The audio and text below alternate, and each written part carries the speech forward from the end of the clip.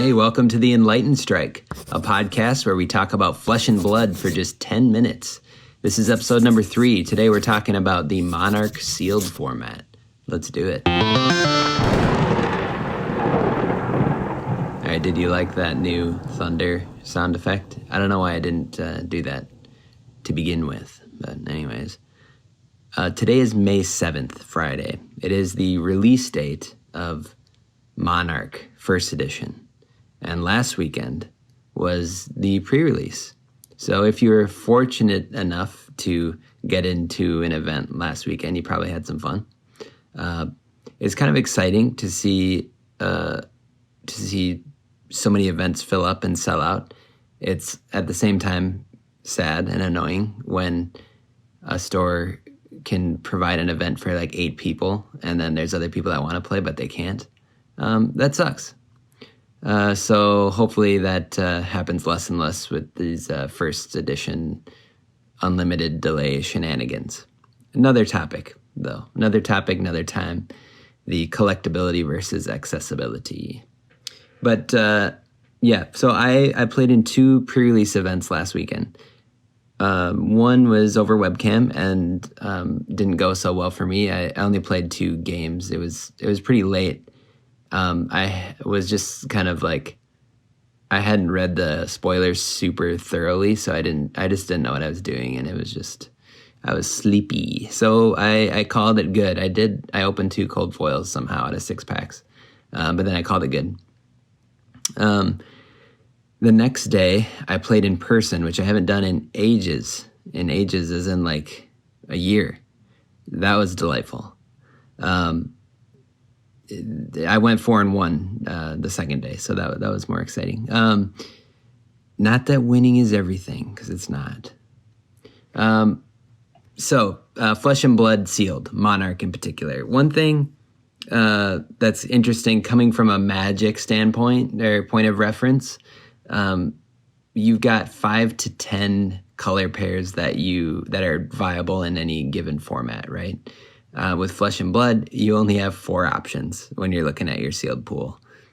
There's a simplicity there, but it's not without its nuance, which I kind of want to talk about today. So with Flesh and Blood, if you don't know, you probably do, but it's a 30 card minimum for your decks. The mana or resources are built into the cards, so you don't need to worry about land ratios, which is amazing. I wouldn't say that's a flaw in Magic, but it is a bonus in this game. Yeah, I love it. So my first thing, if you're going into Monarch sealed at a store or maybe with friends, whatever, you're ripping your first edition box because you're not flipping that, right? Try to play Prism if you can. So that's what I did on day 2. It worked out pretty good for me. That's like really broad, generic advice. It's kind of maybe cliche at this point, but I think it's mostly true, to be honest. So let's get into Prism. I'm going to read her card real quick. So she's got a once per turn instant, which costs 2 resources, and you can banish a card from Prism's soul and create a Spectral Shield token. The Spectral Shield tokens are illusionist auras with, if your hero would be dealt damage, instead destroy this Spectral Shield and prevent 1 damage that source would deal. Okay? So you got that. She can make these tokens that protect her. Pretty cool, right?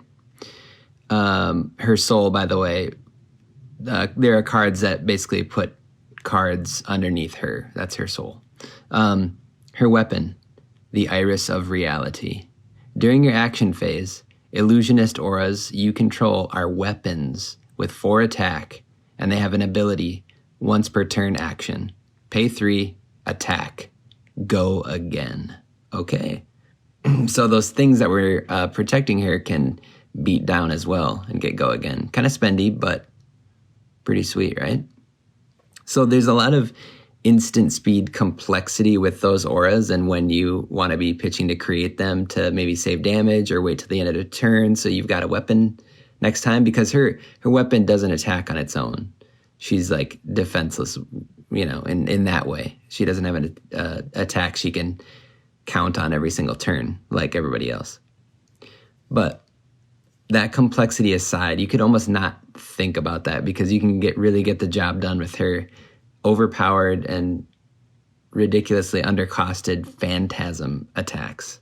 So she's got a bunch of illusionist attacks that read, if this card is defended by a non-illusionist attack action card with 6 or more attack, destroy this and close the combat chain. Okay, so that's a big downside, right? Let's say your phantasm attack has go again. Some of them do. One of them does. If it's destroyed, the combat chain closes and you don't get that go again. So you are very much susceptible to some blowouts with Prism's illusionist attacks. But the truth is, unless you're playing against Brute, there's just not an overabundance of 6 power non-illusionist attacks floating around.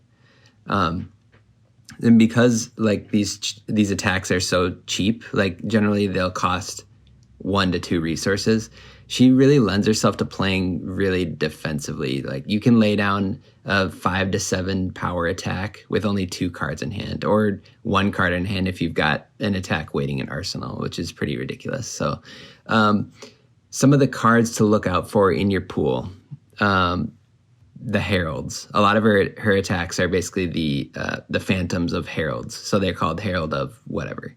Most of them cost 2. War Tune heralds somehow only cost 1, and they all go into your soul after they hit, which feeds your auras. I would say a common standout one to keep an eye on is the Herald of Tenacity, which has the dominate keyword, so it can only be blocked by 1 card. So it can be really backbreaking when paired with the next card you should look out for, which is Phantasmify. So Phantasmify only costs 1. It's an action. It says the next attack action card you play this turn is Illusionist in addition to its other class types, and it gains +5 and Phantasm. Go again. Now that's the red one, but it basically goes 5, 4, 3. This is nuts. It sounds like that +5 really does. It comes with a drawback, right? And it is a rare, so you're not going to get it every time. But it's not out of the question to be swinging for 12 with only 2 to 3 resources spent. It's really nuts. So play that card if you open it. There are 2 things that can really help mitigate your danger of getting your Phantasm attacks destroyed. The main one is the Dreamweavers. Now, this is her illusionist equipment for her arms, and it's got action, destroy Dreamweavers. The next illusionist attack action card you play this turn loses and can't gain Phantasm. Go again. You can guarantee to get one of these through. So as the game progresses, you're playing defensively, you're kind of batting back and forth, you're chipping in with these big attacks. Maybe every once in a while they'll get destroyed, but there's one guaranteed in the game that you can get through, that you can delete that Phantasm keyword. Glorious. If you open that, that's just key. Another card is Blinding Beam, which is a light instant, so it's available to both Warrior and Prism. It costs 1, but it costs 1 less if it targets a shadow card. And it basically says target attacking or defending attack action card gets -3, 2, or 1, depending on the resource value.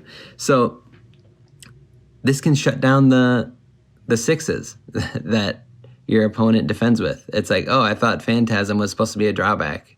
Yeah, the Blinding Beam is insane. It's a common, like, it does stink in that you can't defend with it.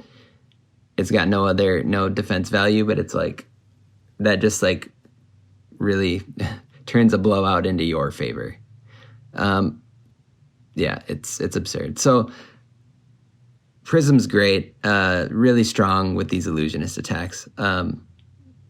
Word of warning, Phantasm attacks are not destroyed by other illusionist attacks, even when they're 6 or higher. So when you're Prism and facing off against another Prism, pack as many generic 6 attack cards as you can find, because it's going to be just a game of haymakers. It's going to be incredible, though. And just like that, 10 minutes are up. However, I'm going to give this Enlightened strike go again and keep talking. Let's get into Prism's nemesis, the Shadow Brute, Levia. Last episode, I called her Levia. I think the developer said you can pronounce it how you want, but Levia does sound cooler. It's like Leviathan, like she's got some beast lurking deep inside her, or in her adult case, outside of her as well. So I'm going to read Levia's card. If a card with 6 or more attack has been put into your banished zone this turn, cards you own lose blood debt during the end phase. Okay, what's blood debt again? It says at the beginning of your end phase, if this card is in your banished zone, lose 1 life. Interesting. Okay, so she can shut it off, right? She can shut off the blood debt. How nifty. Her weapon is the most gloriously named weapon so far, and that is the Ravenous Meat Axe. Ooh, it's got 3 attack. Once per turn action, pay 2 resources and attack. Whenever you attack with Ravenous Meat Axe, draw a card, then discard a random card. If a card with 6 or more attack is discarded this way, Ravenous Meat Axe gains +2 attack until end of turn. Okay, so if the discard works out for you, you get +2, and it's a 5 attack for 2. Okay, that's pretty solid. So Levia is really all about the magic number 6. And against Prism, as you can imagine, this is very convenient. Somewhat like Prism, her attacks are undercosted for their power. An example of this is Hungering Slaughter Beast, which is also a sweet name. Cost 2. It has 7 attack, the red one in particular. As an additional cost to play Hungering Slaughter Beast, banish 3 random cards from your graveyard. Okay, and it also has blood debt. So not only does this have blood debt, you can't even play it without banishing 3 cards from your graveyard. This can get a little bit awkward when you find yourself with a strong attack in hand like this, but no way to play it because your graveyard doesn't have 3 cards in it to put into your banish zone. But you could always use it to block and break a phantasm attack instead. Another viable use.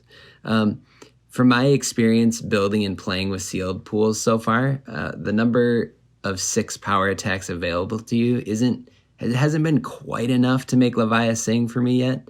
But honestly, it's still scary though when facing off with Prism. I faced 1 brute in my second pre-release when I was Prism, and it's just kind of like, okay, they're packing lots of 6s. This is gonna suck. I ended up winning, but I did get a few attacks burned.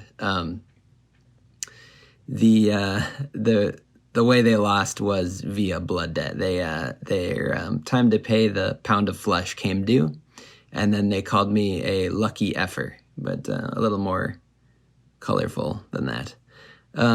Nice guy though. So cards to look out for that will draw you into building Brute are obviously 6 power cards, both Brute and generic, because that's gonna turn on Levia's ability to not get pinged for blood debt. So very important. If you don't have those, don't do it. Dreadwood Rumbler is a good one. It has 6 attack in each of its versions, but beware, it has no defense. So there are a few others that are like this as well, where they're high attack, but they don't have any defense.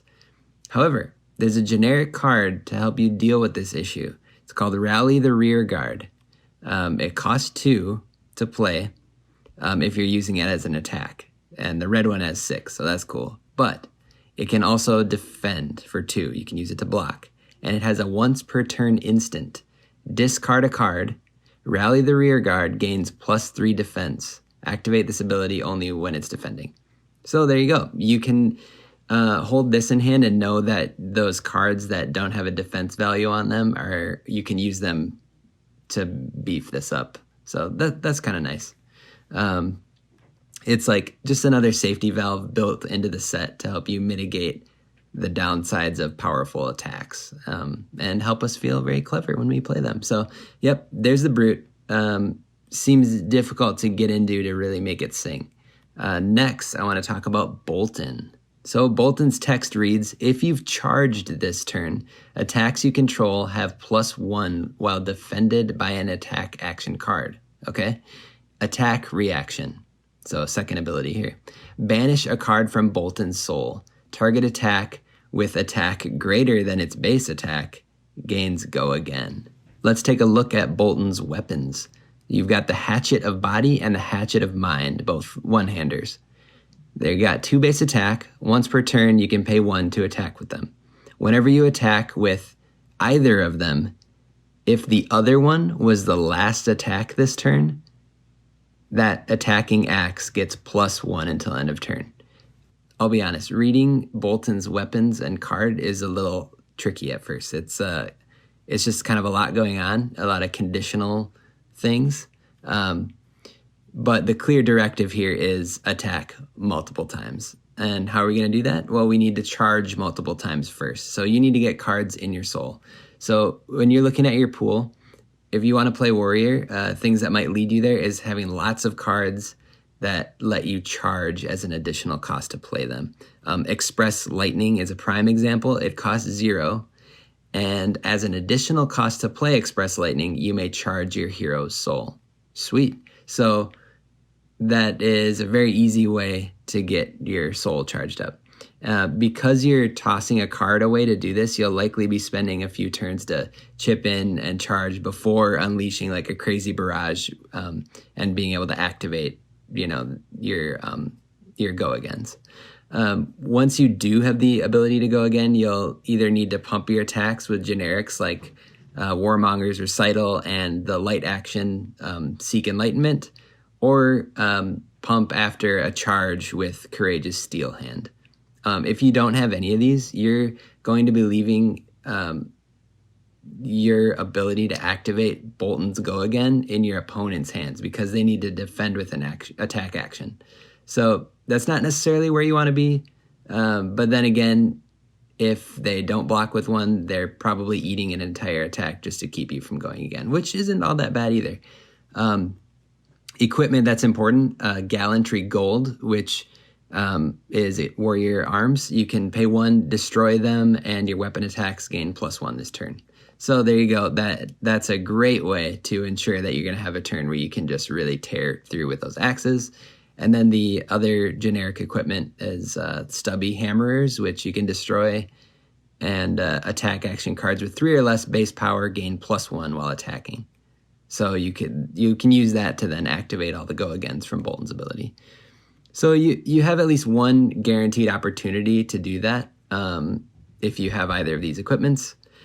Bolton seems a little setup heavy compared to his light counterpart, but he can be ferocious if the cards are right. Like the first night I played, I really got destroyed by somebody running Bolton. They just like he was just like singing with these axes. So Bolton's pretty sweet. All right, the final hero, Chain, is Shadow Runeblade. Once per turn action, create a Soul Shackle token. Your next Runeblade or Shadow action this turn gains Go Again. The Shackle aura, it says, at the beginning of your action phase, banish the top card of your deck. Okay, so like Leviah, you're dealing with the Banish Zone. His weapon is the Galaxy Black. It's got 1 attack. Once per turn, you can pay 1 and attack with it. If you've played a card from your Banish Zone this turn, Galaxy Black gets +2 attack until end of turn. And if it hits a hero, deal 1 arcane damage. Well, okay, so if you do some other stuff, this gets better. Much like Leviah, Chain has to deal with the blood debt setback, but he doesn't have a way to ignore it like she does. He's got something better for Sealed. Unlike Leviah, almost all of the Blood Debt Runeblade cards can be played from the Banish Zone. So really, the Banish Zone is acting like a 5th card in your hand. So when you're also taking into account your arsenal, like Runeblade can have a massive quote-unquote hand, like access to a lot of cards at once. So a couple things to look for. Look for 0-cost cards. Any arcane damage cards, because arcane damage is not easily defended in this format. There's Arcanic Crackle, which costs 0, and it has stapled onto it, deal 1 arcane damage to a target hero. Another sweet card to look out for is Seeds of Agony. You can play it from the Banish Zone, and it says the next attack action card with cost 2 or less gains deal 1 arcane damage to target hero. So there's like a arcane damage sub-theme going on, and cheap actions and attacks. So you're almost like stinging them a bunch of different times with a bunch of different cards. It almost feels It feels kind of like a red-blue deck in Magic with like a splash of black because you're paying life sometimes. But Chain gets a free go again. It's amazing. But don't be afraid to go over the 30 card limit or 30 card minimum of the deck, because you might lose some consistency there. But depending on how many auras you end up with, you might get to the bottom of your deck sooner than you'd like. So to wrap up, this format's pretty sweet so far. Boltyn and Chain feel pretty similar-ish in that they both want to attack multiple times in a turn, while Prism and Leviat want to smash your face in one glorious swing at a time. All four of them feel pretty unique, and even though I said you should try to play Prism, which is kind of true, that was a little bit hyperbole, and I could be very wrong. I am not an expert. I think it's fun to try them all out. So discover a style that you enjoy. I hope to get some drafts in for this set. Maybe not for the next month, obviously, because Lord knows no one is actually playing with first edition, but I digress. That's Monarch sealed in a very small nutshell. So thanks for listening. See you next time.